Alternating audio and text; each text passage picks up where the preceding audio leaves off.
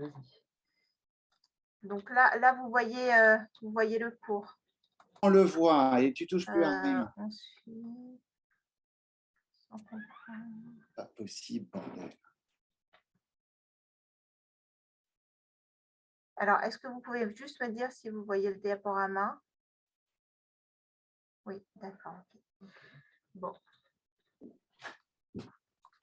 Désolée. Donc, c'est parti.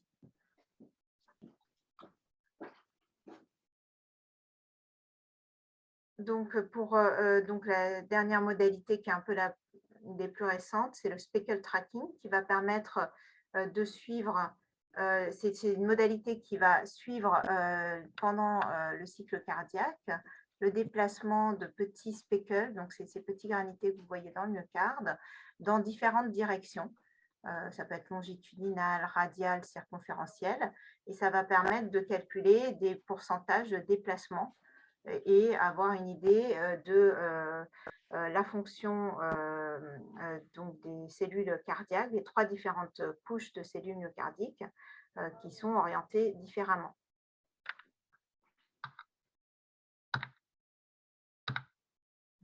On passe à la prochaine diapo. Donc, pour étudier le cœur qui se trouve donc derrière le thorax, il faut se mettre entre les côtes ou bien en suprasternal ou en sous-costal pour donc ne pas être gêné par les os qui ne permettent pas le passage des ultrasons.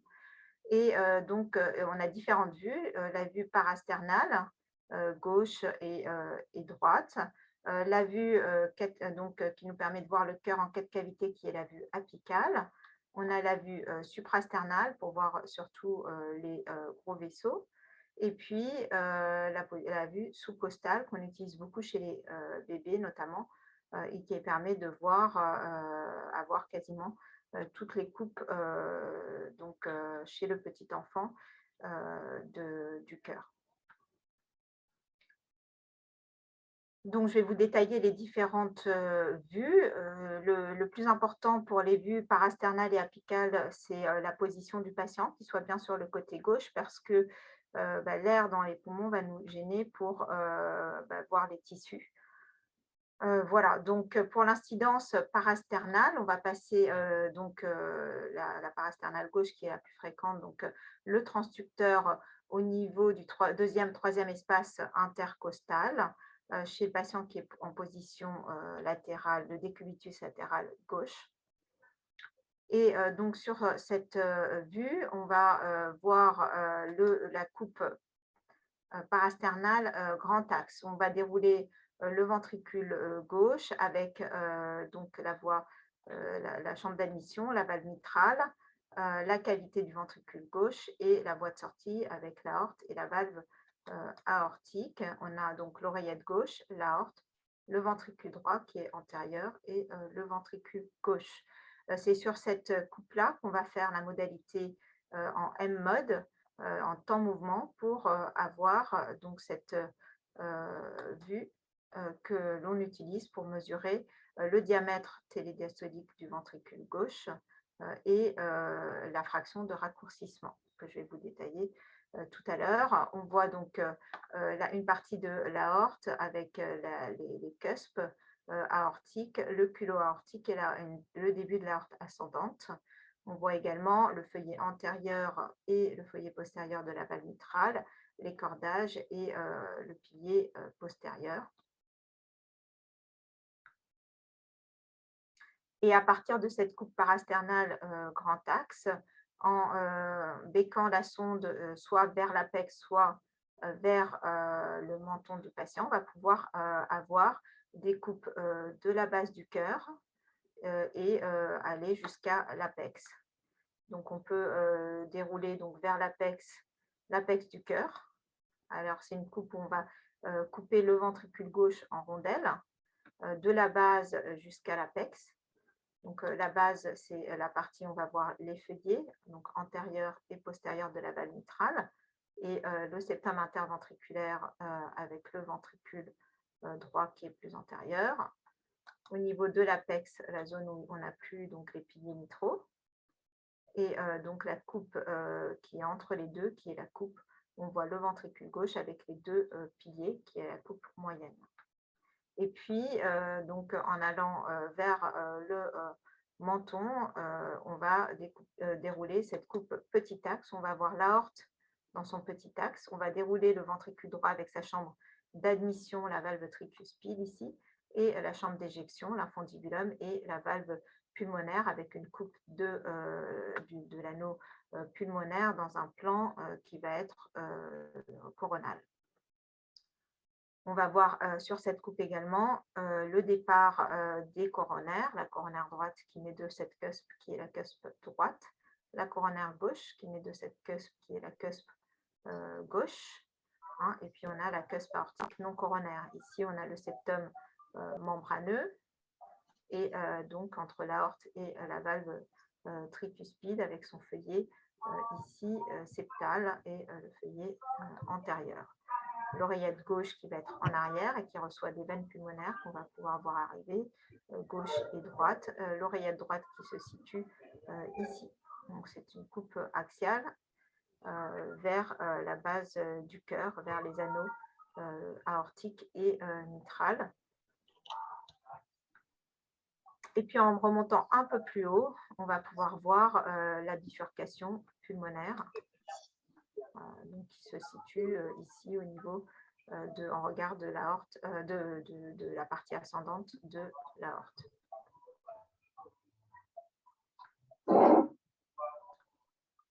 Voilà les coupes qu'on peut faire en parasternal gauche. Ensuite, donc, on peut regarder le cœur par l'apex, par son apex.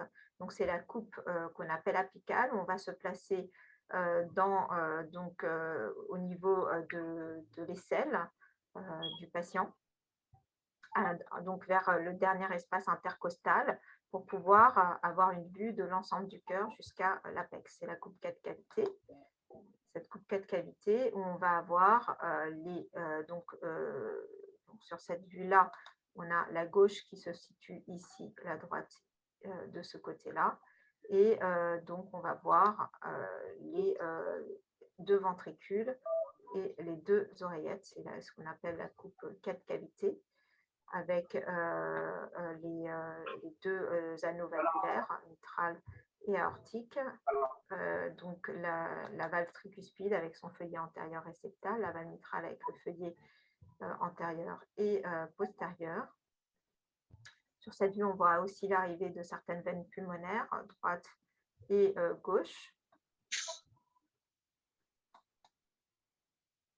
Voilà. Et puis, on voit entre l'anneau mitral et tricuspide ce petit décalage avec l'anneau tricuspide qui est un peu plus apical que l'anneau mitral. On voit ici la paroi latérale du ventricule gauche, le septum et l'apex. Ici, on a la paroi latérale, paroi libre du ventricule droit.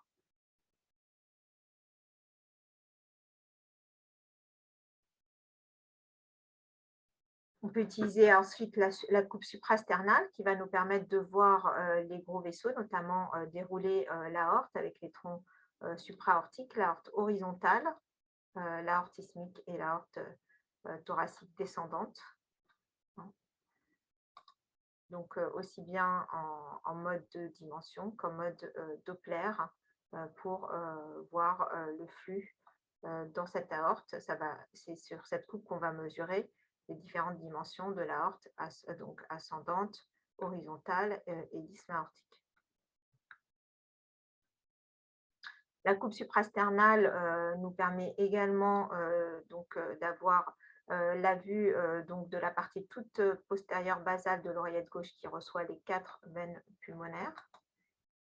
Donc, en mettant le Doppler, en diminuant parfois un petit peu les vitesses, ça nous permet donc de voir l'arrivée des 4 veines pulmonaires. C'est ce qu'on appelle un peu l'image en crabe de l'oreillette gauche.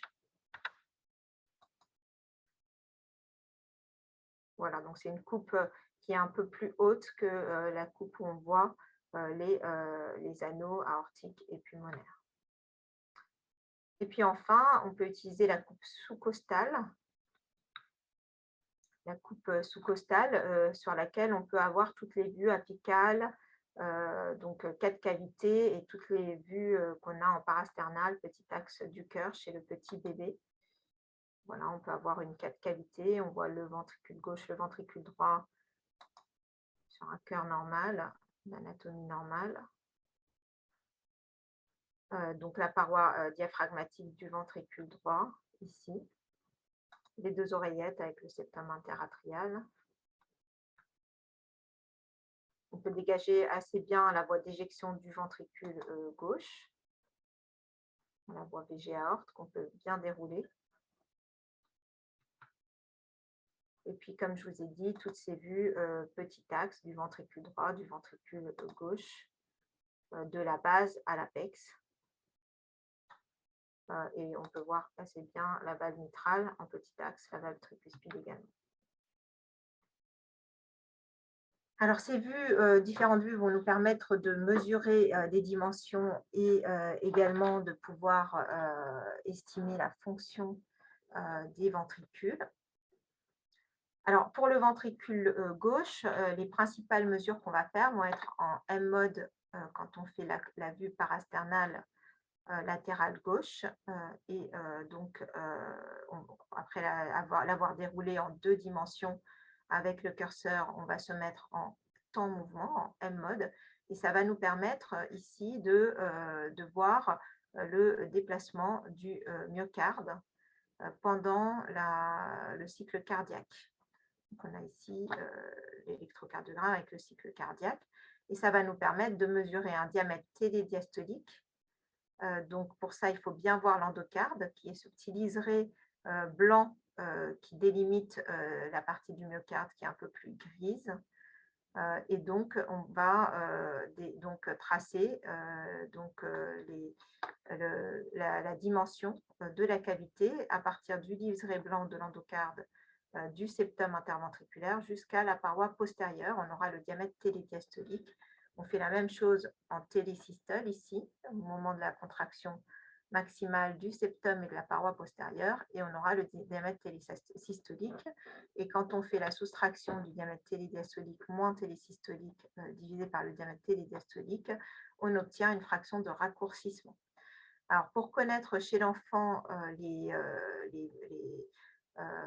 la dimension normale de la cavité, c'est un peu comme quand on les mesure et qu'on les pèse, on va regarder sur une courbe où se situe cette dimension de la cavité du ventricule gauche en télédiastole. C'est ce qu'on appelle le Z-score.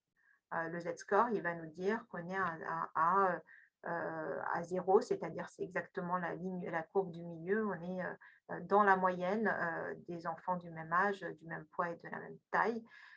Et par contre, donc, si on est à plus de plus 2 ou moins de moins 2, on est dans des dimensions qui vont être trop grandes ou trop petites.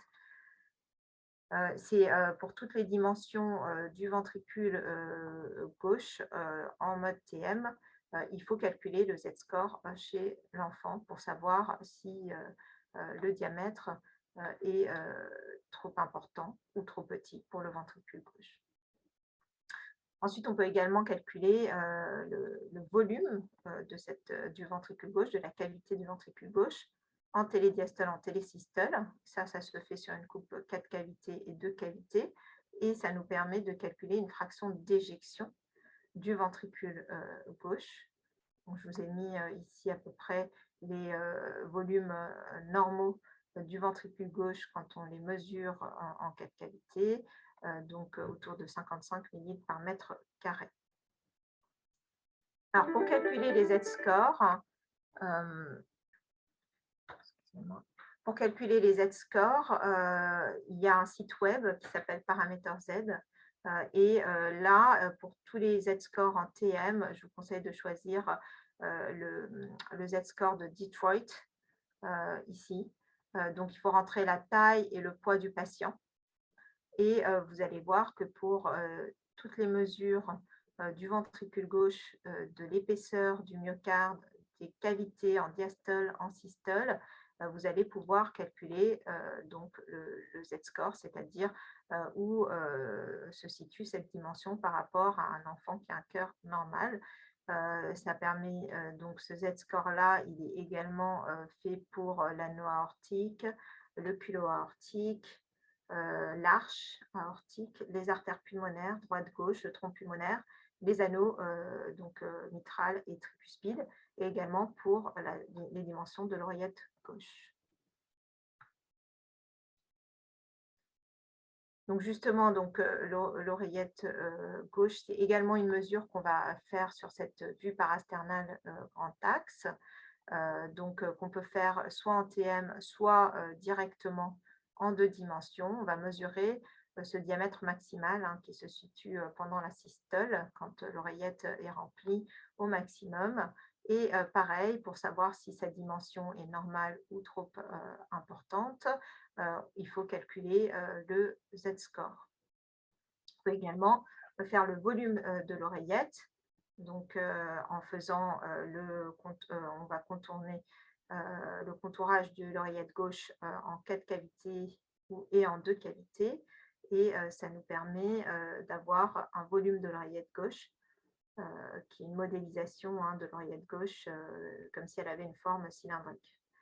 Et donc, ce volume-là, pareil, nous permet de savoir si elle est dilatée, si le volume est supérieur à 30 ml par mètre carré.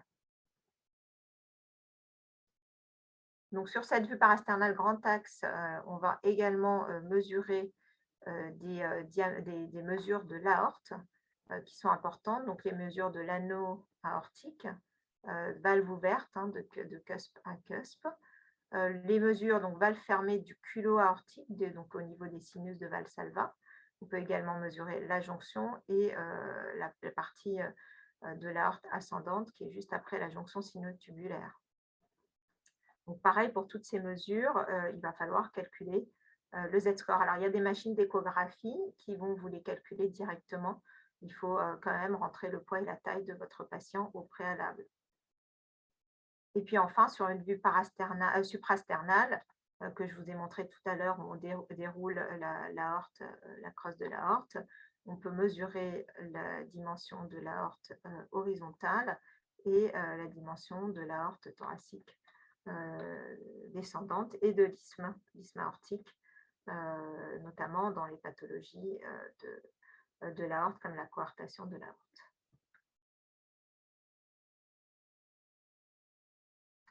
Donc, sur une coupe parasternale, toujours, mais petit axe cette fois-ci, on va pouvoir mesurer les mesures importantes de la voie entre le ventricule droit et les artères pulmonaires, notamment les mesures de cette artère pulmonaire au niveau de l'anneau pulmonaire, du tronc et des 2 artères pulmonaires. Alors, c'est une parasternale petit axe, un peu plus haute que donc, celle où on voit l'anneau aortique. Il faut remonter un peu au-dessus. On voit l'infundibulum ici pulmonaire qu'on peut mesurer également et mesurer donc les dimensions de cette artère pulmonaire avec pareil la nécessité de mesurer un Z-score pour voir si c'est hypoplasique ou si elles sont dilatées.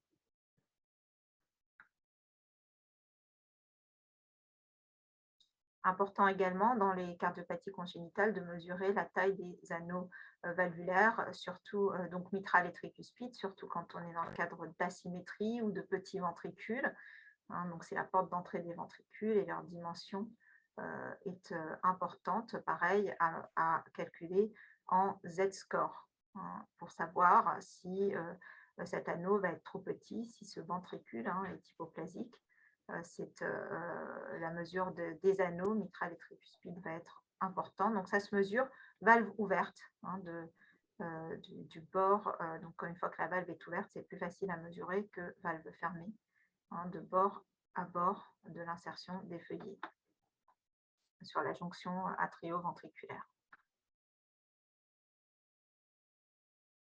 Et enfin, dans les mesures importantes également dans les cardiopathies congénitales, primitives ou même réparées, hein, comme dans la tétralogie de Fallot, il faut mesurer les dimensions du ventricule droit et mesurer également la fonction du ventricule droit. Donc, le ventricule droit, donc il y a la dimension de la chambre de chasse qui est importante dans certaines cardiomyopathie notamment. Donc cette chambre de chasse, on la voit en parasternal, soit grand axe, soit petit axe. Donc c'est ce qu'on appelle ici RVOT, Right Ventricle Outflow Tract. Donc c'est l'infundibulum pulmonaire, la chambre de chasse.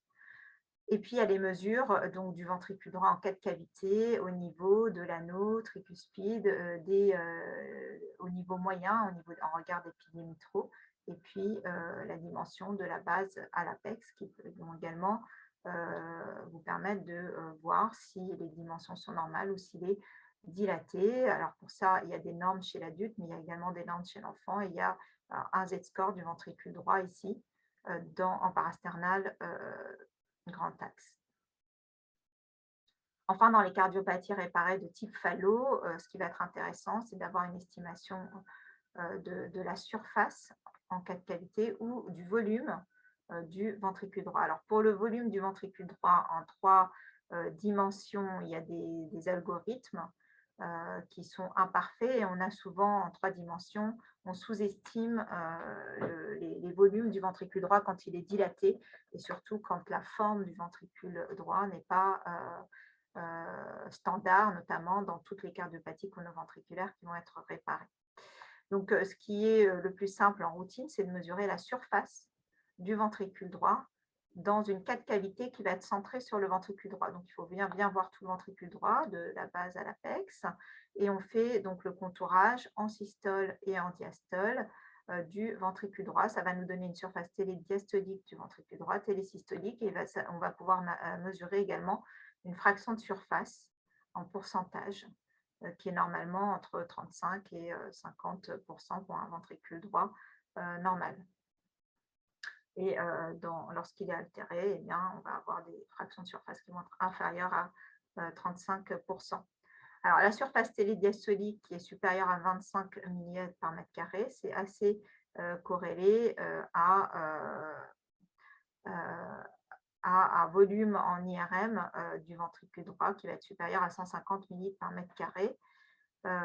Donc, c'est la seule mesure en écho qui est vraiment corrélée au volume qu'on peut avoir en IRM cardiaque, qui est le gold standard pour les volumes du ventricule droit. Et enfin, donc en échographie, on peut être amené également à mesurer, en tout cas, il faut voir les artères coronaires, mais il faut également les mesurer, notamment dans la maladie de Kawasaki. Et là aussi, donc là, je vous ai mis une image de coronaires qui sont dilatées, voire anévrismales, dans le cadre d'une maladie de Kawasaki. Donc, c'est du petit axe de l'aorte. Vous voyez ici l'artère pulmonaire, le ventricule droit. Et puis, ce que je vous ai surligné ici, c'est les cavités, donc la lumière des artères coronaires qui sont dilatées. Et pour savoir si les coronaires sont dilatées, pareil, et à quel point elles sont dilatées, il faut mesurer un Z-score. Donc là, c'est le Z-score de Boston que vous trouvez également sur le site web Paramètre Z que je vous ai montré tout à l'heure. Voilà, je regarde un peu votre discussion. Je répondrai peut-être aux questions. Après, comment est calculée la FEVG en TM? Alors en TM, on mesure une fraction de raccourcissement. Donc pour la fonction du cœur.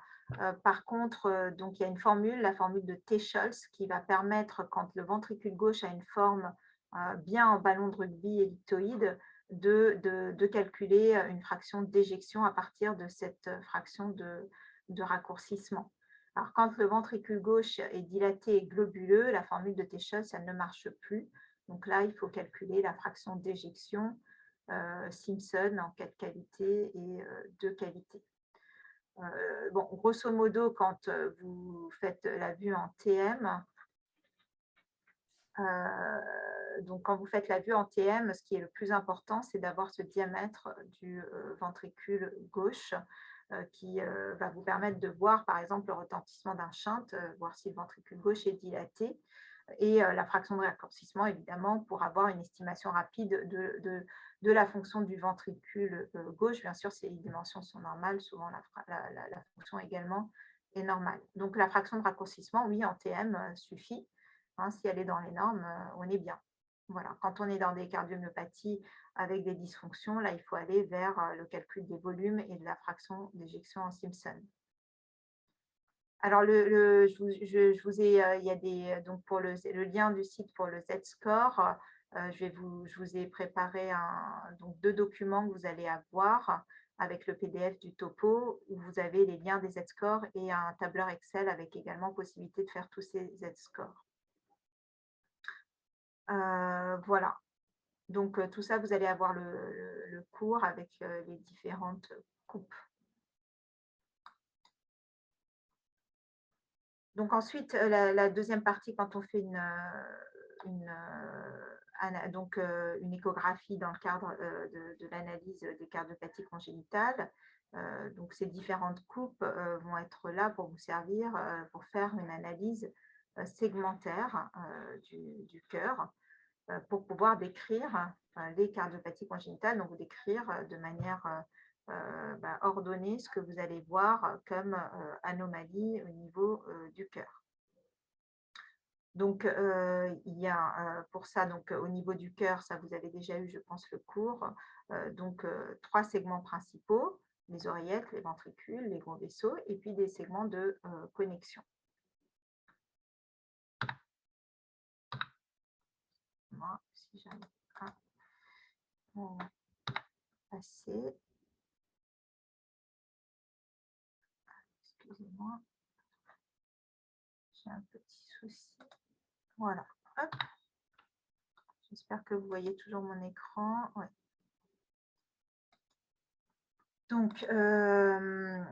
Donc là, pour l'analyse segmentaire du cœur en échographie, donc moi je vous ai montré des coupes où je vous ai dit où se trouvait le ventricule droit, le ventricule gauche. Bien sûr, ça c'est dans une échographie de cœur normal. Là, quand vous êtes dans l'expertise d'une cardiopathie congénitale, il ne faut plus décrire les structures que vous voyez par rapport à leur place dans le thorax, hein, ou les unes par rapport aux autres, mais par rapport à leur morphologie, leurs caractéristiques anatomiques. Et là, je vais vous montrer un peu plus le détail de ce qu'on regarde dans les différentes coupes pour décrire ces différents segments et zones de connexion.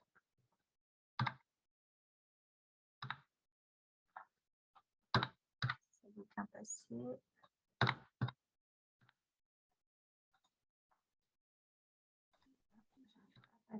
Voilà.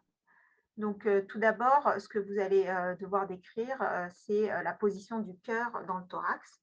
Hein, donc, le cœur peut être en lévocardie, c'est cette pointe à gauche, en dextrocardie, hein, avec la pointe à droite, ou en mésocardie. Donc, en regardant en sous-costal, hein, vous mettez votre sonde ici en sous-costal, vous allez tout de suite voir vers où se trouve la pointe du cœur. Passer un peu rapidement, voilà, avec du coup des choses qu'on peut aussi apprécier évidemment en échographie. Et puis, il va falloir décrire le situs atrial et pour ça définir la morphologie de l'oreillette droite, l'oreillette de morphologie droite, hein, qui n'est pas forcément à droite. Et donc pour ça, ce qui peut nous aider, c'est déjà de voir où se situe la veine cave inférieure dans son segment supra-hépatique. Alors parfois, la veine cave inférieure est interrompue dans les retours azygos. Dans ce cas-là, on ne va pas pouvoir le faire de la manière dont je vais vous dire. Donc, quand ce marqueur fiable existe, eh bien, on regarde le situs atrial de la façon dont je vais vous montrer ici. Donc, vous faites une coupe sous-costale du cœur. Alors, on peut avoir une coupe sous-costale où on va dérouler la veine cave inférieure, mais on a la possibilité également de faire une coupe axiale. Bien au milieu, on va voir ici le cône d'ombre, ici le noir, c'est le rachis. Hein, les os ne laissent pas passer les ultrasons, donc c'est un cône noir qu'on va voir ici. L'aorte qui est bien, qui est ce vaisseau qui va battre bien rond. Et puis, vous allez avoir un vaisseau plus ovalaire et qui se déprime avec l'inspiration, qui va être la veine cave inférieure. Vous voyez ici, hein, qui se déprime avec l'inspiration. Et donc, vous avez la gauche ici, la droite ici, et vous avez donc ce segment suprahépatique de la veine cave inférieure qui est à droite de l'aorte, c'est le situs solitus.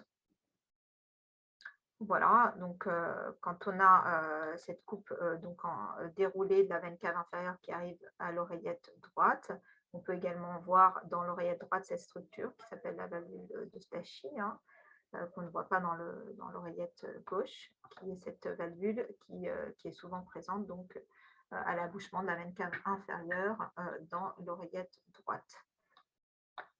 L'oreillette droite reçoit également la veine cave supérieure. Ça, c'est une coupe qu'on appelle la coupe bicave, où on voit là aussi bien l'arrivée de la veine cave inférieure que de la veine cave supérieure. En arrière, on a l'oreillette gauche et ici l'oreillette droite.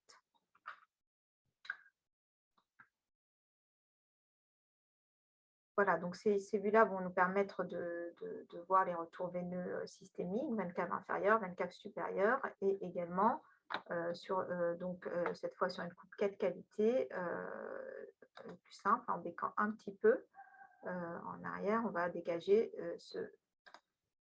cette veine qu'on appelle le sinus coronaire, qui va drainer le sang des coronaires, des artères coronaires dans l'oreillette droite. Donc l'oreillette droite reçoit également donc, ce sinus coronaire.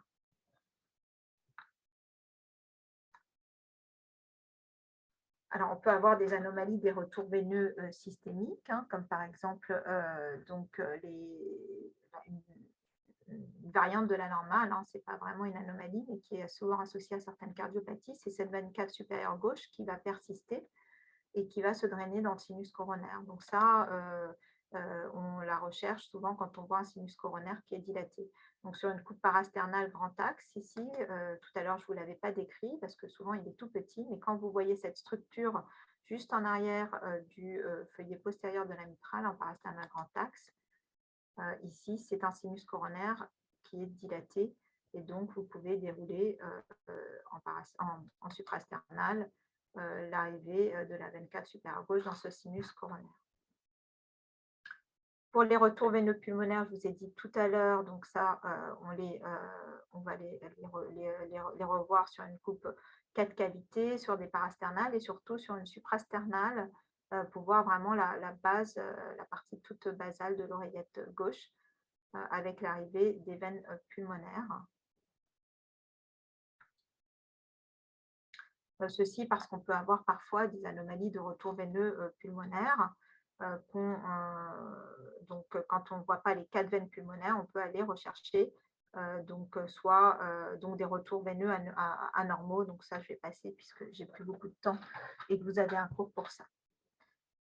Donc, une fois qu'on a vu les retours veineux systémiques et pulmonaires, on analyse la cloison interatriale.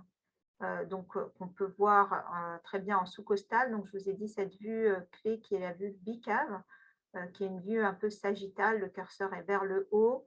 On va donc regarder en sous-costale et dérouler donc l'arrivée de la veine cave inférieure et supérieure. Ça va nous permettre de voir très bien cette partie du septum interatrial qui est quand il est défectueux, c'est les CIA sinus venosus, et puis cette partie-là qui est au milieu entre la veine cave inférieure et supérieure, qui est le septum secondum, qu'on voit aussi très bien en cas de cavité ou sur une coupe des 2 oreillettes en sous-costale. Hein. Donc, quand on va avoir des défects à ce niveau, ce sont les CIA ostium secondum. Voilà, donc pareil, vous avez des cours dessus, donc je vais passer rapidement. Donc ensuite, vous allez, une fois que vous avez vu donc, le situs atrial, analyser le septum interatrial, il faut analyser la jonction atrio-ventriculaire et donc il va falloir reconnaître la valve tricuspide, la valve mitrale. Et donc pour ça, la valve mitrale et la valve tricuspide sont différentes. Tout d'abord parce que la valve mitrale elle a 2 feuillets, un feuillet antérieur, un feuillet postérieur, comme je vous ai montré tout à l'heure sur une vue petit axe qu'on peut avoir en parasternal ou en sous-costal du ventricule gauche, le ventricule gauche bien rond en coupe. Ici, on va voir les 2 feuillets, le feuillet antérieur et le feuillet postérieur. La valve mitrale a 2 feuillets, alors que la valve tricuspide, hein, quand on la regarde en sous-costal ici, on peut voir 3 feuillets, septal, antérieur et postérieur. Pour distinguer les valves aussi, mitrale et tricuspide, il y a également une caractéristique anatomique qui est que l'anneau tricuspide est plus apical que l'anneau mitral. On a en fait un décalage entre l'anneau mitral et l'anneau tricuspide. Un décalage qui normalement mesure moins de 6 millimètres, sauf dans les maladies d'Epstein notamment. Donc la valve qui va être la plus apicale est la valve tricuspide. Alors les autres particularités de ces valves, c'est que la valve mitrale, elle va s'insérer sur 2 piliers qui vont être sur un plan orthogonal au septum interventriculaire, alors que la valve tricuspide, elle, peut s'attacher directement au septum interventriculaire sans pilier. Elle peut s'attacher également aux parois libres du ventricule sans pilier, et puis elle peut avoir plusieurs piliers. Voilà, donc pour les pathologies, vous avez des cours particuliers, mais donc vous pouvez avoir des atrésies des valves auriculo-ventriculaires. Donc quand il y a une valve atrétique, pour reconnaître quelle est la valve atrétique, on peut décrire la valve qui ne l'est pas, on va voir si elle ressemble à une valve mitrale ou à une valve tricuspide. On peut également, parfois, mais ce n'est pas évident dans les atrésies, voir si l'anneau atrétique est plus apical ou pas. Voilà, donc, je ne vais pas rentrer dans toutes les anomalies des valves auriculo-ventriculaires, mais donc une des anomalies de connexion, c'est les discordances atrioventriculaires qu'on voit également dans la maladie qui s'appelle la double discordance. Et une des façons assez simples de détecter cette discordance atrioventriculaire, c'est sur une coupe 4 cavités. Donc là, ça va me permettre de vous décrire un peu les morphologies des oreillettes. L'oreillette gauche, elle a un auricule ici que vous voyez qui est en doigt de gant, alors que l'oreillette droite a une auricule ici que vous voyez avec une base d'implantation beaucoup plus large. Donc l'auricule droit et gauche ne se ressemblent pas. Ils permettent un peu de décrire quelle est l'oreillette de type droite et de type gauche dans la plupart des cardiopathies congénitales. Puis là, vous voyez une valve ici qui est plus apicale, la valve tricuspide. Donc d'emblée, on voit cette oreillette qui a l'auricule en doigt de gant, qui est donc l'oreillette gauche, qui va donc ensuite être connectée à ce ventricule dont la porte d'entrée est une valve qui est plus apicale, donc la valve tricuspide, qui aussi s'insère sur le septum interventriculaire qu'on voit ici. Donc on va avoir une discordance, on va avoir oreillette gauche, ventricule droit, une discordance atrio-ventriculaire. Donc, vous voyez ici le ventricule droit qui est défini la plupart du temps par sa porte d'entrée. Cette valve tricuspide qu'on a reconnue parce qu'elle était plus apicale, elle s'insère sur le septum interventriculaire. Il est là, le marqueur de la gauche est ici, il se trouve à droite. Donc, le ventricule droit se trouve à gauche, excusez-moi. Donc, le ventricule droit, il n'est pas toujours à droite du ventricule gauche. Il y a certaines cardiopathies congénitales où il va être à gauche, ce qu'on appelle la L-loop. Et donc, dans ce cas-là, c'est vraiment la description des caractéristiques de chaque ventricule, de leur porte d'entrée, qui va nous permettre de dire où est le ventricule droit, quel est le ventricule droit, quel est le ventricule gauche. Donc, comme je vous ai dit, deux types de loupes, le situs solitus, où le ventricule droit est à droite du ventricule gauche, et le situs, la L-loop, où le ventricule droit est à gauche du ventricule gauche. Et pour ça, donc, il faut analyser la morphologie donc, des ventricules et pas leur place dans le thorax. Et donc, la morphologie du ventricule droit, je vous ai mis cette coupe un peu en 4 cavités. Vous voyez ici, au niveau du 2 tiers entre la base et l'apex, au niveau des 2 tiers apicaux, une sorte de bandelette qui va traverser, qui va délimiter le ventricule, donc de la paroi latérale au septum interventriculaire. C'est la bandelette modératrice. Donc ça, c'est une bandelette musculaire qu'on voit qui est dans le ventricule droit. Le ventricule droit également, c'est un ventricule qui a souvent qui est plus trabéculé. Il n'est pas compact comme le ventricule gauche. Et puis on le définit également par sa porte d'entrée. Vous voyez cette valve tricuspide dont je vous ai dit les caractéristiques d'insertion sur le septum ventriculaire, et ce décalage, elle est plus apicale que la valve mitrale. Le ventricule gauche, lui, est un ventricule qui a un myocarde qui est plus compact, très peu de trabéculation à part une trabéculation normale vers l'apex. Et puis, sa porte d'entrée, une valve mitrale qui va s'insérer sur 2 piliers et qui a 2 feuillets. Voilà, une fois qu'on a analysé les segments de connexion atrioventriculaire, on va analyser donc le septum interventriculaire, puisqu'il peut y avoir également à ce niveau-là des anomalies hein, et des défects de différents types. Hein. Donc c'est pareil, vous avez eu un cours dessus, donc je passe rapidement. Et puis on arrive ensuite au situs des gros vaisseaux. Et les gros vaisseaux, donc je vous ai montré ces coupes, hein, donc parasternal, petit axe, notamment, vous voyez l'aorte qu'on va couper en axial, on va voir les trois cuspes, alors que l'artère pulmonaire, on va la couper dans un plan coronal, on va voir seulement deux cuspes sur les trois, et puis on va dérouler le tronc pulmonaire avec cette bifurcation des artères pulmonaires. Hein, les gros vaisseaux se croisent, ils sont dans deux plans orthogonaux, et donc, ça, c'est l'anatomie normale avec la valve aortique qui est en arrière et à droite de la valve pulmonaire. Et puis, on peut, donc ça, c'est l'anatomie normale avec cette valve aortique qu'on coupe en axial avec les trois cuspes. Hein, et puis, la description des trois cuspes avec les coronaires, hein, la coronaire gauche qui naît de la cuspe gauche, la coronaire droite qui va naître de la cuspe droite, qui est ici orientée généralement vers Mini, et la non coronaire qui est en regard généralement de l'anneau tricuspide. Donc on peut avoir des anomalies de connexion de tout type, hein, donc ça vous allez avoir des cours dessus, mais donc quand vous ne voyez pas la valve pulmonaire, ça peut être une atrésie. On peut avoir des discordances ventriculo-artérielles avec des vaisseaux mal posés ou transposés, et donc il va falloir décrire en fonction de si la valve aortique est à droite de la valve pulmonaire, à gauche, dans un plan antéro-postérieur. Donc, sur cette vue parasternale où on dégage les deux anneaux. Alors là, je vous ai mis une coupe parasternale petit axe où on dégage les deux anneaux, aortique et pulmonaire. Et d'emblée, vous voyez par rapport à tout à l'heure que les deux anneaux, on arrive à les couper en axial.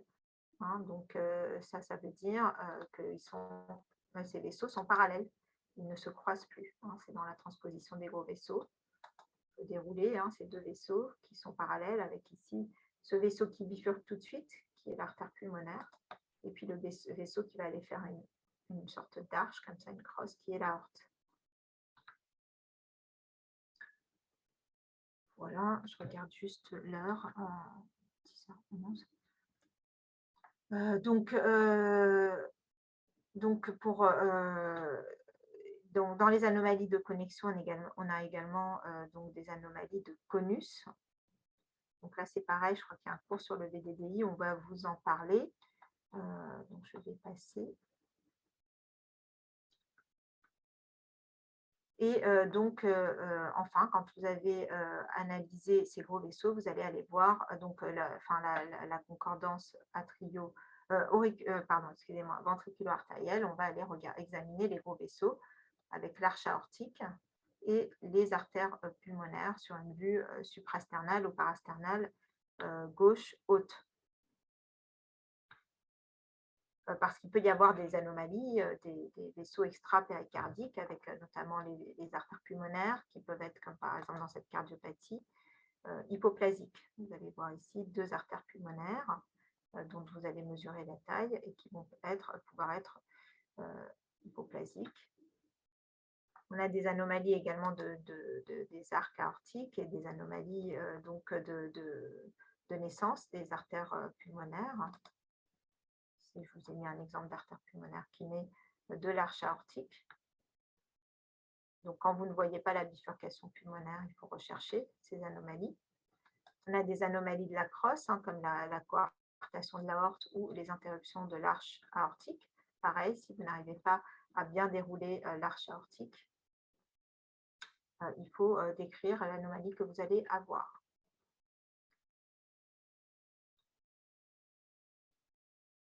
Donc, une fois que vous avez fait toute cette description, vous allez pouvoir donc décrire le cardiotype en fonction du situs atrial, des ventricules et des gros vaisseaux. Donc ça, je sais que Lucie Houillette vous a déjà expliqué tout ça, mais donc cette analyse segmentaire va vous permettre en tout cas de décrire ce cardiotype.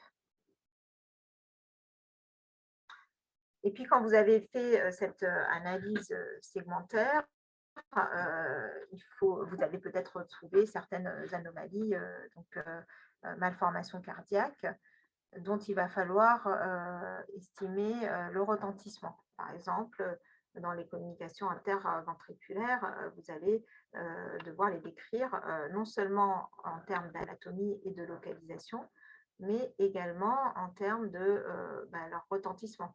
Est-ce qu'elles sont larges, ces communications interventriculaires? Est-ce qu'elles sont restrictives? Est-ce qu'elles ont un retentissement hémodynamique? Pour tout ça, vous allez vous servir des mesures que je vous ai dites tout à l'heure. Alors, une communication interventriculaire, d'emblée, ça ne sert pas à grand-chose de la mesurer. Pour savoir si elle est large, il faut savoir si elle égalise les pressions. Donc, on va se mettre en Doppler couleur et s'il n'y a pas d'aliasing, eh bien, s'il n'y a pas d'accélération, il n'y a pas de gradient entre le ventricule droit et le ventricule gauche, c'est qu'on est dans le cadre d'une communication interventriculaire large. C'est la même chose pour les communications interatriales. Quand on est dans le cadre de communication interventriculaire ou atriale restrictive, eh bien, on va avoir un gradient de pression qu'on peut mesurer en Doppler continu. Le Doppler couleur va nous permettre de voir le sens du shunt, s'il va du ventricule droit vers le ventricule gauche, donc du ventricule. Donc le sens du shunt dépend du ventricule, donc des résistances. Enfin, c'est ce que le sens du shunt dépend des résistances, vasculaires, pulmonaires et systémiques. Donc, généralement, quand on dit une CIV shunt du ventricule gauche vers le ventricule droit, c'est parce que le ventricule gauche regarde les résistances systémiques qui sont supérieures aux résistances pulmonaires en général. Alors, ça peut s'arrêter dans l'autre sens si on a une sténose pulmonaire significative ou une atrésie pulmonaire, par exemple. Voilà, et donc le sens du shunt, c'est important de voir quel est le sens du shunt et de comprendre pourquoi c'est dans ce sens. Et puis pour quantifier l'importance du shunt, eh bien là, vous allez quantifier les dimensions des cavités. Donc, dans les communications interventriculaires, vous avez eu le cours CIV, CIA. Donc, pour les communications interventriculaires, ce sont les cavités gauches en général qui vont être dilatées. Donc, on va mesurer le diamètre télédiastolique du ventricule gauche en Z-score et le diamètre télédiastolique de l'oreillette gauche en Z-score. Et c'est lorsque c'est le Z-score du ventricule gauche est supérieur à 2 qu'on peut dire qu'il y a un retentissement de cette communication interventriculaire avec une dilatation du ventricule. Donc, la dimension télédiastolique du ventricule gauche en Z-score est importante pour estimer l'importance du shunt. Pour les CIA, c'est le ventricule droit qui va être dilaté et là, c'est les mesures du ventricule droit que vous allez prendre. Donc, vous pouvez prendre aussi en TM la mesure en Z-score du ventricule droit. Ça, c'est pour voir l'importance du shunt atrial en général, de la CIA, lorsqu'elle chante gauche-droite. Donc, comme je vous ai dit, pour les shunts, il faut également voir s'ils sont, pour les shunts, je vous ai dit que pour voir si la communication interventriculaire était restrictive ou pas, il fallait voir le gradient entre les deux ventricules à travers cette communication. Donc ça, on utilise on regarde les vélocités en Doppler couleur et on peut calculer un gradient. Alors, le gradient, c'est la formule de Bernoulli, delta P égale 4V max au carré. Donc là, c'est pareil, je vous ai fait dans le petit manuel que je vous donne les explications des mesures qu'on peut faire.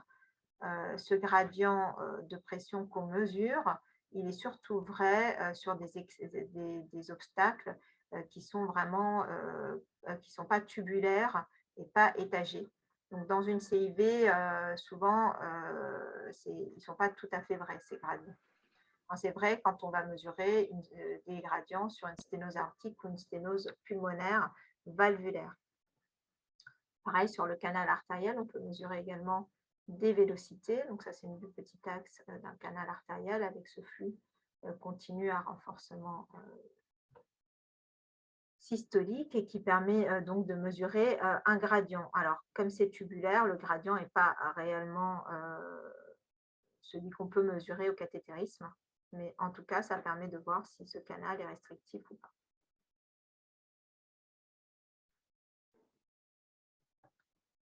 Voilà, donc là, c'était quelques exemples que je vais passer. Donc, juste pour résumer, donc pour le retentissement d'un shunt, que ce soit un canal artériel ou une communication interventriculaire, la mesure importante à faire, c'est la mesure en télédiastole du ventricule gauche, de la cavité du ventricule gauche. Donc, comme je vous ai dit, en TM, mode TM, vous voyez ici la cavité qui est délimitée du myocarde, qui est gris par un liseré un peu hyperéchogène blanc, c'est l'endocarde. Vous le mesurez du liseré blanc ici jusqu'au liseré blanc qui se trouve juste avant la paroi postérieure du ventricule gauche. C'est le diamètre télédiastolique qu'on va mesurer, et quand on a rentré le poids et la taille, par exemple avoir un ventricule gauche qui mesure 38 mm pour un enfant de 10 kg, et ben ça va nous faire un Z-score à 4,36, donc largement supérieur à 2, un ventricule gauche qui va être dilaté par le shunt, donc qui peut être une communication interventriculaire ou un canal atrio-ventriculaire. Donc le Z-score, c'est exactement comme les courbes de croissance qu'on fait pour le poids et la taille. Donc la normalité, c'est entre +2 et -2. Quand on est supérieur ou inférieur, eh bien, on est dans des dimensions trop importantes ou trop petites. Donc, ce qu'il faut retenir, c'est tout d'abord que quand vous faites l'échographie, en tout cas anatomique, pour décrire une cardiopathie congénitale, il faut analyser segment par segment, en regardant bien la morphologie de chaque cavité, de chaque valve, pour décrire ces segments par rapport à leur morphologie et non leur localisation. Bien analyser les segments de jonction et de connexion. Et quand vous avez décrit la cardiopathie, ça ne suffit pas. Il faut bien sûr faire juste après l'analyse fonctionnelle et bien sûr la clinique, qui va vous permettre de savoir s'il y a un retentissement de la cardiopathie que vous avez vue. Donc, que ce soit les shunts, les rétrécissements, les fuites valvulaires. Pour toutes les mesures qu'on fait en échographie chez l'enfant, il faut calculer un Z-score en allant sur le site Paramètres Z, que vous trouverez dans le manuel que je vais vous donner, qu'on va vous envoyer avec le cours.